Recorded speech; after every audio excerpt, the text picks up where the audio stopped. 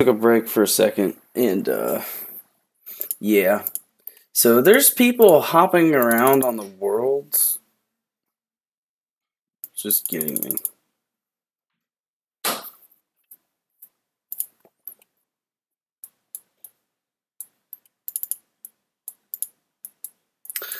Look, another one. Man, I'm just trying to fish to get myself an inventory of crap.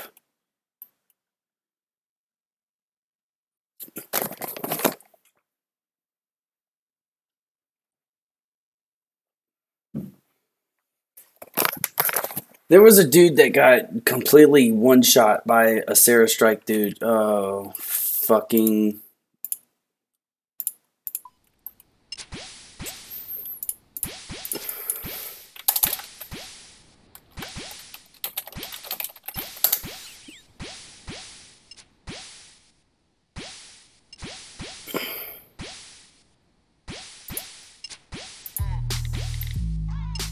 NBA Twitter is basketball religion. It's breaking news. It's happening around the clock 24/7. You see these guys? Look, what are they doing? What are they doing? NBA Twitter is for the culture. NBA Twitter is lit.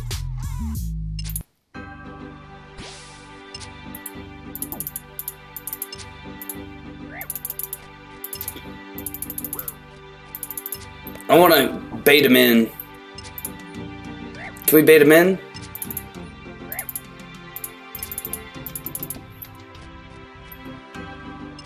We bait him in, right? Yes, yes. And then we bait him in?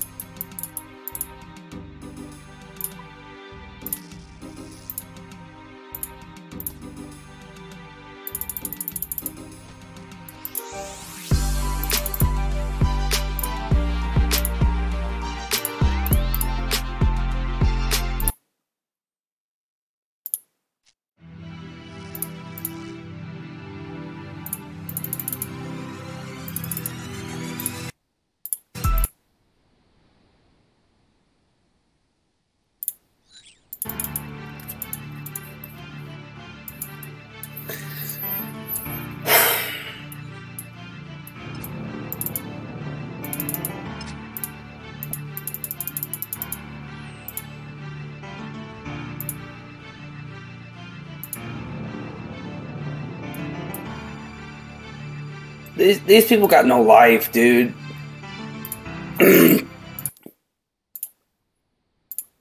They really don't.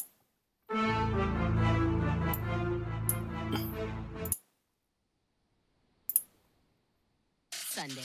How do you live with yourself? Don't miss the Basketball Wives reunion Sunday at 10, only on VH1.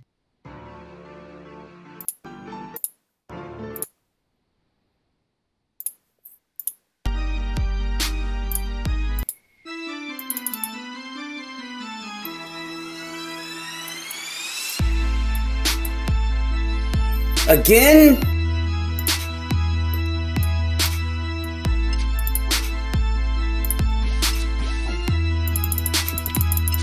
Can somebody clear these PKers?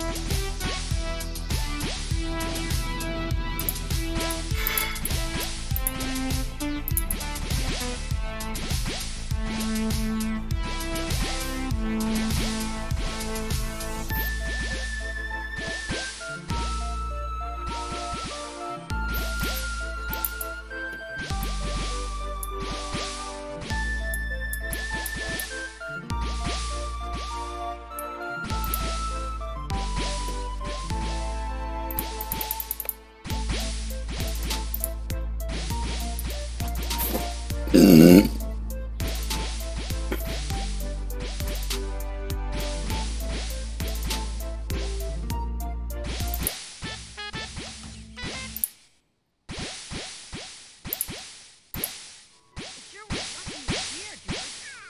out for when reporting this next topic.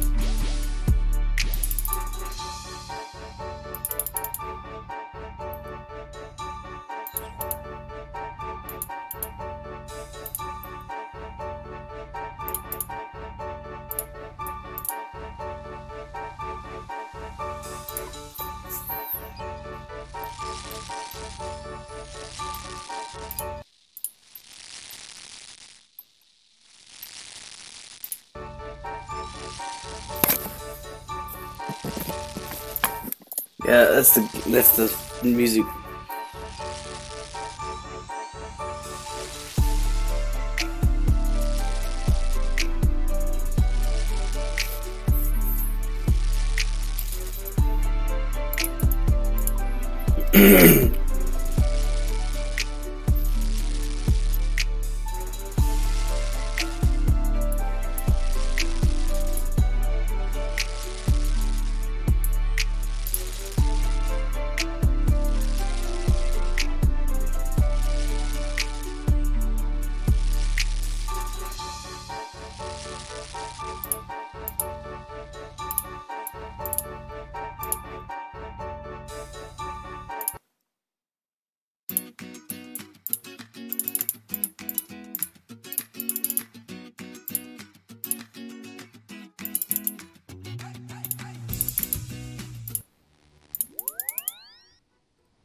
Oh my god, the splash skip is real.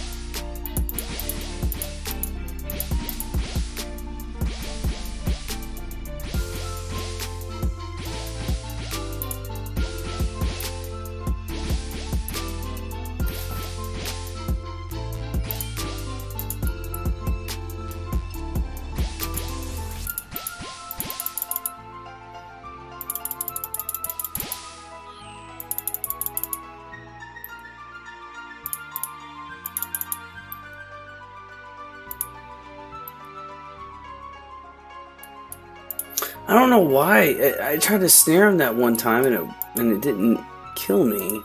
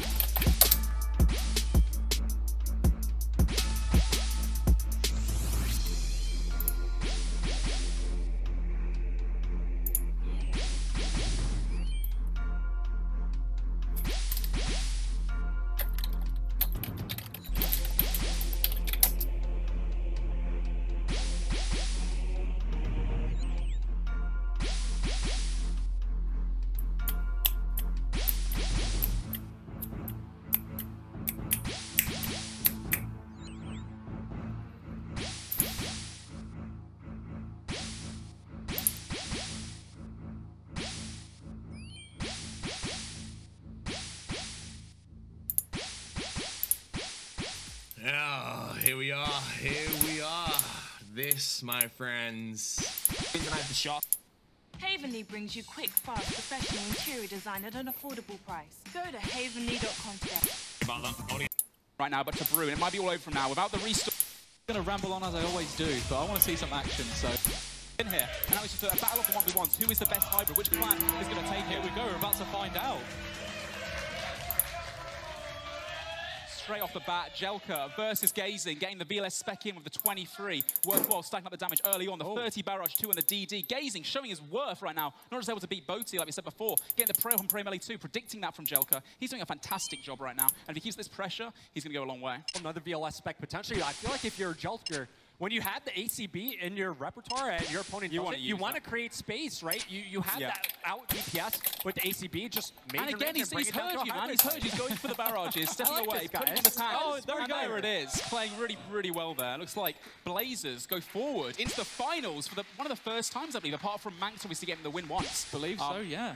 But congratulations to them. They're a really strong 1v1 team. They tried many times making it into 1v1 stages, and always they get singled out because obviously they're known for their prolific 1v1 abilities. If you hit a little bit more with the VLS, get a 60 randomly, it can actually change the outcome completely. I just love the animation of the VLS back. It's just like a little poke, and all of a sudden you're down 60 HP. Well, here we go again. Wise Devil versus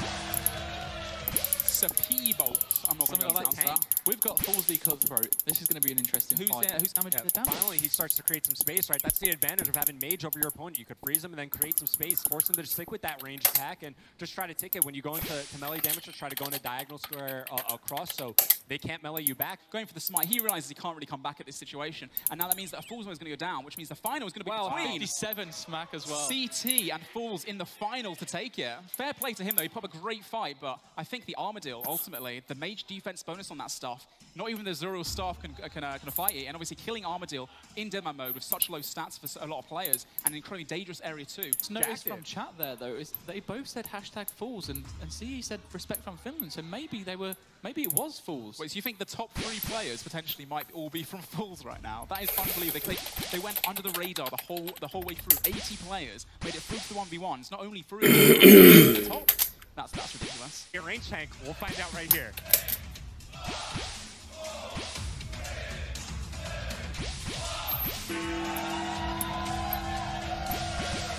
Straight into the action, catching a freeze straight up as well. Oh my god, 42 VLS spec, that's 2 great hits. Off-Prey, double kick sprays, they're taking this promo for a second. Unfortunately, the 0 though. Gelder trying to catch a freeze at the moment, and he caught it. Now, CP Ball just going to sit there and just try and bolt as much as he possibly can. But the 26 through the prayer again. The accuracy of VLS coming to fruition. It's so powerful right now. He's got to feel so scared whenever he switches to Rogues.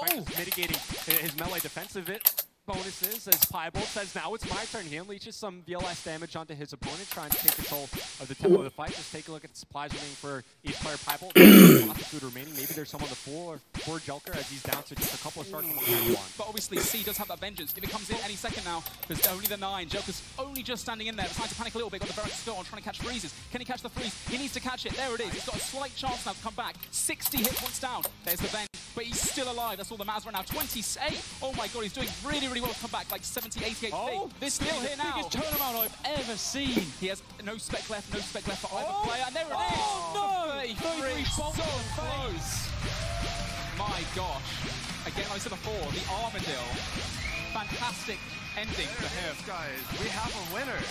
CP Bolt has just won for Fools. That is Fools. Is that their 3rd victory now, I believe. Congratulations to Fools. Finland coming so strong, representing in Deadman here.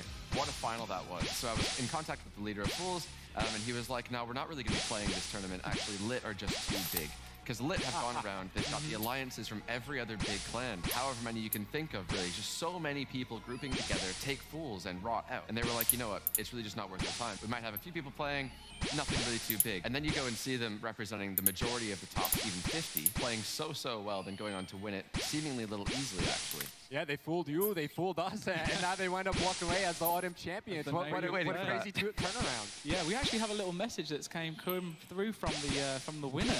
Interestingly enough, we have respect from Finland, #Fools, baby. So, bless them. There you go. That was nice and simple, yeah. Appreciate that. Straight to the point, doesn't beat around the bush. Oh, definitely. Congratulations to them, though, especially...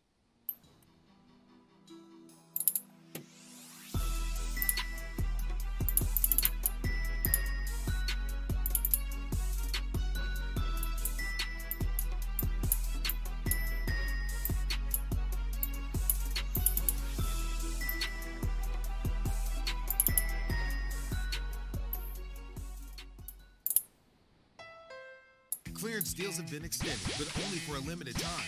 Save thousands on the technology-packed Honda Accord, the 2018 North American car of the year.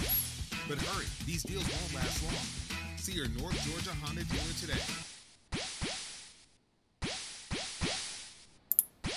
5, first try, make an adamant skimmy, and this, did we get attacked during this 10 hour or what? Either way, we're going to be slapping up lava dragons with the new staff. It gives 100% magic accuracy and 25% damage boost. It does stack with occult and salvami, which makes it the best weapon for magic in the wilderness. Or is that what the wiki says? We're going to go ahead and try that out. Sadly, it does take ether and you have to use runes. I didn't know this at the start, so I went ahead and bought 10,000 wrath runes, Tome of Fire, and we are going to be hitting it with Fire Surge on to my mind. So we're going to be having the Tormented Bracelet, the Occult, it costs per cast, how much we use during the 10 hours, what the loss is, what the profit is, try to get it real detailed for you guys. I believe the max hit will be a 49. So hopefully you're excited about this series. Here's the loot tab right here. We got everything we can ever need from Lava Dragons. Let's slap it in. We're going to see how much we make. And let's jump right into some Lava Dragons. Okay, I've entered the beautiful area of Lava Dragons. I'm very excited to see what I can hit here. And as usual, it is dead. But since I am streaming, I'm sure that won't be dead for too long. So let's see what this bad boy can hit. I have a full looting bag. I also just ran out of fucking fire pages. I don't have to throw a shit ton of pages in there. And as usual, it is dead.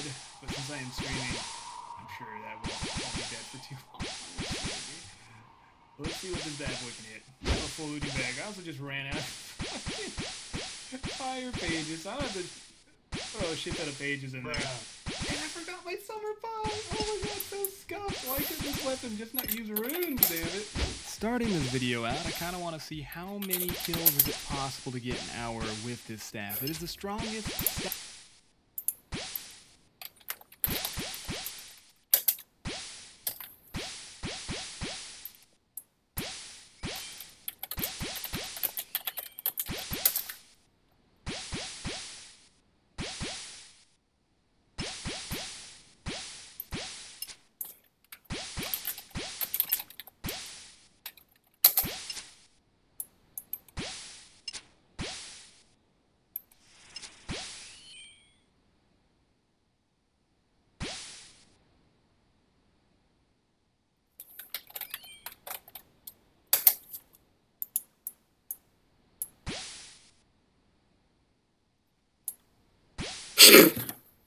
He just left me alone.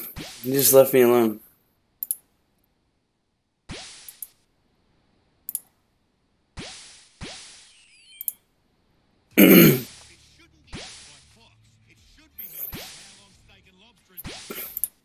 Welcome to the Complete Story Series, where I take trade paperbacks and single issues and YouTubers use Squarespace to create a high-design site that is super simple to maintain. In our last video, the Outlaws faced one of their greatest challenges yet, a Bizarro who is slowly losing his grip on reality and reverting back to his old self.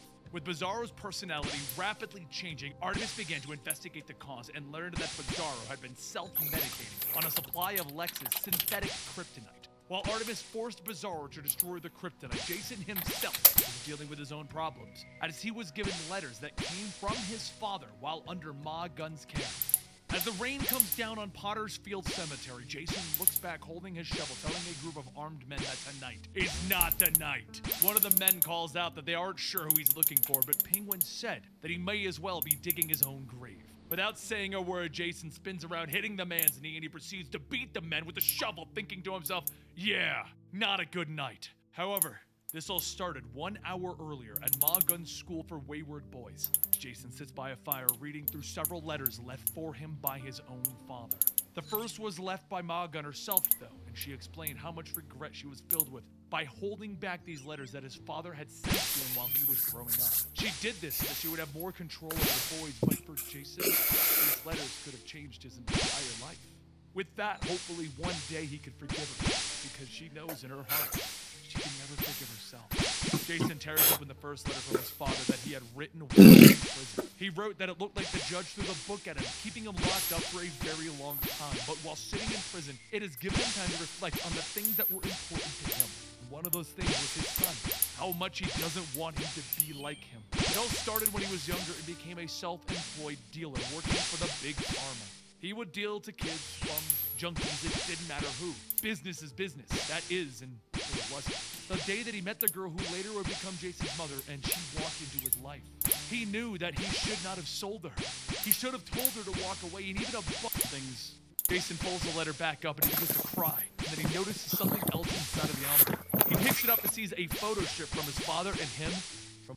He wasn't around to stop his mother from doing so, but the problem is he didn't die. Quietly, he said. Penguin gets up, tapping the rifle, telling the gunman to go wait in the car. I've seen a lot of pain in my life. Caused a lot too. I don't know who or what Red Hood was expecting to find, but it looks like it ripped his heart out. The Penguin laughs and Jason tells himself, you can't make me care about what happened to you back then. Not after everything you did to my mom and me. Jason screams out, I don't care! The next night, Jason sets out with a new group of outlaws, adding to his ranks not only Artemis and Bizarro, but Arsenal, Starfire, Pop-Pop, and Creeper. They would fight against Gotham's greatest villains, even ones not originating in the city. And after taking down every single one of those enemies...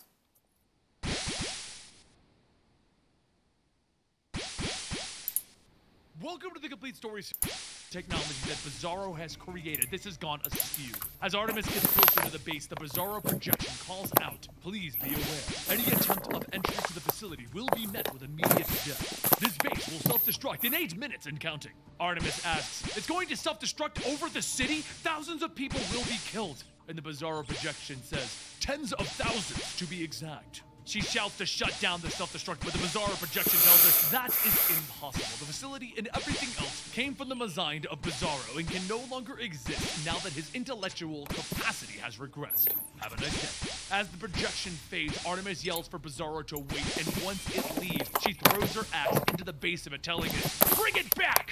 Back on the fairground, Penguin says, okay, fine, I'll bite. Who in God's name is Willis Todd? Was it the chump that you were looking for in the empty grave last night? Jason pulls off his mask, stating, Willis Todd was my father. You hired him to work the game. Yeah, he sucked as a dad, but he didn't have to go away to prison taking the fall for something that you did. I've lost everything. Penguin laughs. This is too rich. You threw your identity away and probably Batman's for a nobody. In fact, you didn't have to go away to prison taking the fall for something that fairground. Penguin says, okay, fine, I'll bite. Who in God's name is Willis Todd? Was it the chump that you were looking for in the empty grave last night? Jason pulls off his mask, stating, Willis Todd was my father. You hired him to work the game. Yeah, he sucked as a dad, but he didn't have to go away to prison taking the fall for something that you did. I've lost everything. Penguin laughs. This is too rich. You threw your identity away and probably Batman's for a nobody? In fact, less than a nobody. Jason grits his teeth, grabbing Penguin, telling him, I'm sick of this little merry-go-round that we have. The whole catch and release thing. Penguin asks, so what? I should apologize? Jason puts back on his mask, telling him, I didn't come to hear you say you're sorry or beg for your life. I'm not going to arrest you just so you can find a corrupt judge to bail you out. I'm here to end this tonight. Jason pulls out his gun, pointing it at the Penguin, and the Penguin laughs. Ha ha ha! Put it away! No one here believes you're gonna shoot me, kid. You can play it being one of the bad guys, but we all know deep down you're a kid playing dress-up. Seconds later, the police surround Jason, telling him to put the gun down, and Penguin says, don't worry, the kid is harmless. Just another bad brat. Jason takes it, pushing it into Penguin's monocle, telling him, I'm gonna let you in on a little secret. I am my father's son. Penguin tells him, good for you, kid. And then, bang. Blood splatters across the Red Hood mask and Penguin's shattered monocle hits the ground. Jason thinks that when he was born, his father told him that he'd be a prince of Gotham. And now, he is. Back in the Outlaws base, Bizarro sits in the theater room watching his movie, and suddenly the picture begins to melt away. Bizarro begins to shout, what happened to me movie? Want to know what happens? How does Bizarro's story end? And Pup says, the same as everyone else, big guy. Bizarro then says, Bizarro am sad. And Pup flies down hugging him, telling him, try never be sad. We'll be friends forever and ever. Moments later, Artemis bursts through the door shouting for Bizarro, and as she takes off her jetpack, Bizarro walks out asking, Red Her? Artemis pauses asking, are you gone or back? He tells her, Red Her. Artemis reaches out, stating that she's going to need him to come with her, and Bizarro takes her hand, stating, anywhere, always. But as Jason begins to lose the police, he heads back to Crime Alley so he can be brought up to the base. He radios up to Artemis and Bizarro, telling him, if you can hear me, I screwed up big time. However, as he looks around, he sees the base is on fire. It is coming down in flames. Also, at this time at the Batcave, the video of Penguin's execution is played and Bruce watches it on loop over and over again, with all of the local news outlets playing it. Alfred tells him, Master Dix and Timothy are on the phone, sir. Others as well. Bruce pulls the cowl down, standing up, telling them, well, they need to stand down. I'm gonna bring him in. Alfred then says with all of his heart, I'm sorry that it's come to this. Many years ago, there was a time when Jason, back as Robin, found himself at the bottom of the lake. Alfred was yelling in his earpiece to wake up, and when Jason came to, he realized what had happened. The Batmobile had flipped and it fell into the water and something. Up in the facility, the ground and you hit the Joker that hard. You hate me. Back up, asking Bizarro, you need to think there must be some way to stabilize this. Bizarro begins to concentrate and then says, me have no idea what you am talking about, Red Her. Me am sorry. Back on the ground, Jason charges through a door onto a rooftop and he jumps off the edge, stating, please be there, please be there, please be there. But that's it, he feels something tug at his leg. He quickly realizes that falling face first is the last thing that he should be worrying about. Batman pulls on the batarang wrapped around Jason's legs, throwing him onto the roof. Jason gets back up asking, are we really gonna do this again, old man? And without saying a word, Batman kicks him across the face, shattering the Red Hood. He then grabs him, lifting him, stating, I was a fool for ever believing in you. Jason laughs, you're a real character. I've never seen you hit the Joker that hard. You hate me. Batman backhands Jason, breaking more of the mask off. Shut up! We had a deal. You could operate in Gotham. You could stay free if you didn't kill anyone. You shot the Penguin point blank. Unlike Batwoman, you did it as the world watched. Batman picks Jason up, and as he tightens his grip around his throat, Jason asks, so what? After the stuff Penguin did over the years? All the people he's hurt, killed? Or are you just sad about losing another play date?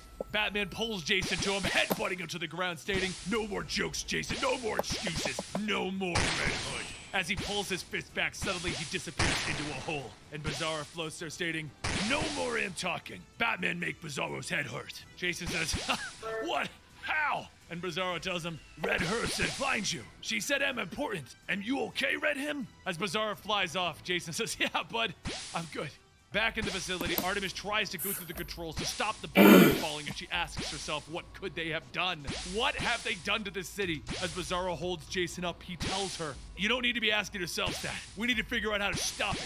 Artemis runs over hugging Jason, and Jason takes a look at the controls, and he asks, maybe we could steer it off and land it in the bay? Artemis asks, really? You don't think I tried that? And Jason says, I'm not saying you did it, but you know, it's not like you have a lot of cars over at Amazonia. While the two go back and forth, Bizarro comes up with an idea. Jason and Artemis stop arguing when they hear the sound of metal being ripped apart, and when they look over, they see Bizarro pulling a giant cable out of the ground. Jason tells him, actually, we're thinking less damage more than more damage, big guy. And Artemis asks, what is he doing? And Bizarro says, me am told you. Me go anywhere, anytime. Me meant that. But before the two of them could ask another question, he takes the cable and he flies through the quantum door. The quantum door that allows him to go anywhere, created by the super intelligent Bizarro. Suddenly, the facility begins to pull itself inside out through the doorway, sucking everything inside. Jason yells to Artemis that they need to go after him, and she tells him, no, we don't. I will. She picks up Jason, stating, someday you'll understand how much I owe you. The mistakes that I've made, how much you suffered because of me. Jason tells her, don't do this. It doesn't matter what you think you've done. We can. She pulls him close, giving him a kiss. And Jason says, finally! So what do you think, princess? Artemis tells him it's okay. For a boy, just don't ever call her princess. Artemis then throws Jason out of the facility back onto the roof. Jason screams for her not to do it, but without any way of getting back up, all Jason can do is watch the facility implode upon itself. But before he can even mourn, he gets up asking, you're behind me, aren't you? He quickly spins back, kicking at Batman, and Batman catches his leg, lifting him up and throwing him onto his back. As Jason lays there, Batman reaches down, ripping the bat signal from his chest, and he begins to throw him away. Batman then tells him, I told you once before, if you ever left, it'd be by your own choice, not mine. Just then, he begins to hear something hissing, and red smoke begins to spread across that rooftop. Batman reaches for his belt, but an electrical arrow is shot into his hand, shocking him and knocking him out. Through the smoke, Roy Harper begins to pick up Jason, stating, easy does it. I got you now, bud. few weeks go by and Jason's standing on the beach aiming his gun, still bruised and broken from his fight with Bruce, stating that he was beaten to death with a crowbar once before, but that didn't hurt nearly as bad as he does right now. He struggles to pull the trigger, and as he focuses on the coconut in front of him, the gun goes off. The recoil from it throws Jason off balance and onto his back, and when he looks up, he sees that he missed the coconut. Roy then kneels down asking, "Really? When you said you needed to lay down, I thought you meant in bed." Jason says, "Be a doll and hand me my gun." Roy then tells him, "Absolutely not. You know how many stitches you just ripped with that stunt?" Roy holds out his arm to help Jason up, and as Jason grabs it, he tells him, "I'm fine. I appreciate the help, but I don't need it." Roy puts Jason's arm over his shoulder, telling him that he's lucky that Batman did knock his head clean off the way that he was hitting him. Anyway, here we are, home sweet home. Jason looks up to see the crashed Tamaranian Star Cruiser and says that he can't believe that this thing is still standing. This is the base that he had at the beginning of the New 52 with Arsenal and Starfire. Roy tells him that he needs to quit being so stubborn. This ship still has alien tech that can help with his recovery process. Didn't their mutual princess patch him up before? Jason grabs onto the railing, telling him that he'll do it one step at a time. If he doesn't like that, he can fluff off. Roy tells him, "Oh, so sensitive, yet G-rated. If you don't mind, it's time I got back to my super secret project that I can't even tell you about." "Oh no, I've said too much already." Jason tells him next time that he's left for dead, leave him for the dead. Roy waves, yelling, "Off to save the world by myself with nobody." And then he slams the door shut with the words, "Super top secret project, no Jasons allowed." Jason laughs to himself, stating, "You're an idiot, sure, but your heart's in the right place. It's been almost a month since I've been able to stand and walk, and this ship doesn't remember anything."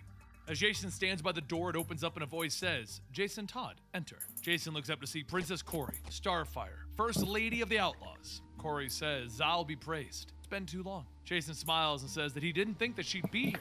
Corey tells him that she's not. "This is a holographic interaction pre-recorded, triggered by your signature biorhythmics.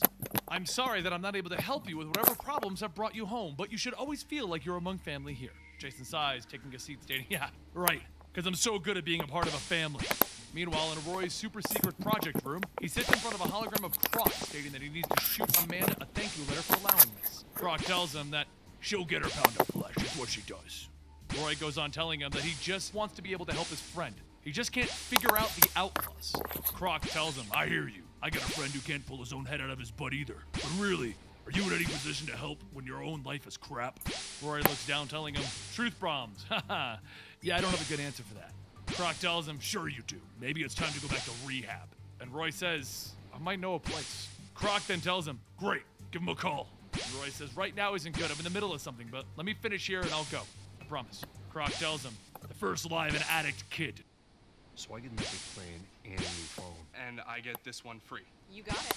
It's a BOGO! It's a BOGO free phone, bro! Time for a switch. Switch to Boost, and for a limited time, you can buy one phone and get another one free. Plus, get 4 lines for only $25 a month per line. Welcome to the complete story series where I take looking at the officers. One of the officers shouts that that's him. He shot Jameson. Spider-Man quickly webs up one of the officers and jumps out the window. But as another runs towards the window, he begins to fire. One of the bullets grazes the side of Spider-Man's arm, but ultimately, he manages to get away. 3 weeks prior, there was no Spider-Man.